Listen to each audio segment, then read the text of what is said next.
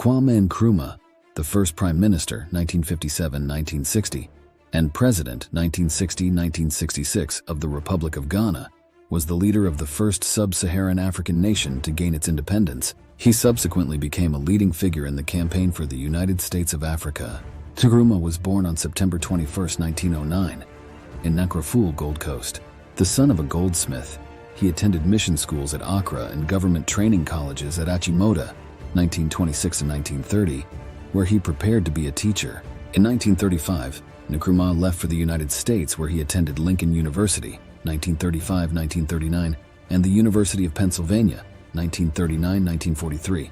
A gifted student by 1943, Nkrumah had earned multiple bachelor's and master's degrees in economics, sociology, education, theology, and philosophy.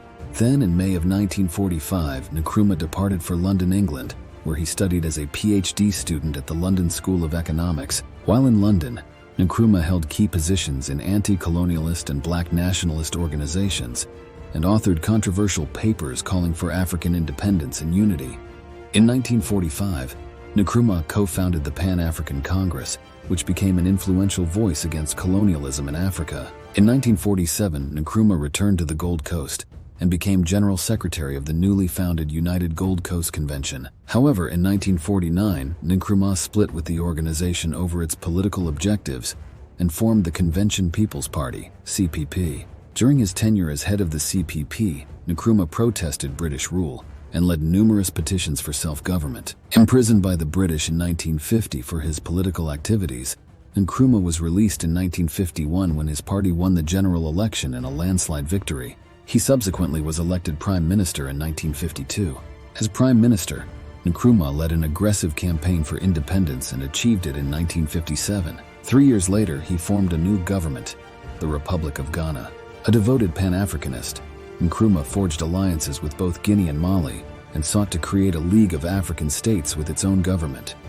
To help achieve this goal, in 1963, he and other African leaders formed the Organization of African Unity. Choosing to remain neutral in political affairs outside of the African continent, Nkrumah initially gained tentative support from both the United States and the Soviet Union, receiving economic and technical aid from both countries. Vigorously suppressing political dissidents, Nkrumah almost immediately was branded a dictator by his political opponents. Then in 1961, a firestorm of protest erupted after he appointed himself Supreme Commander of the Armed Forces and absolute head of the CPP. Nkrumah subsequently outlawed all other political parties. In 1966, Nkrumah's government was overthrown by a coup d'etat while he was on a trip to Beijing, China. Taking refuge in Guinea, Nkrumah spent the rest of his life in exile. He died in Bucharest, Romania on April 27, 1972.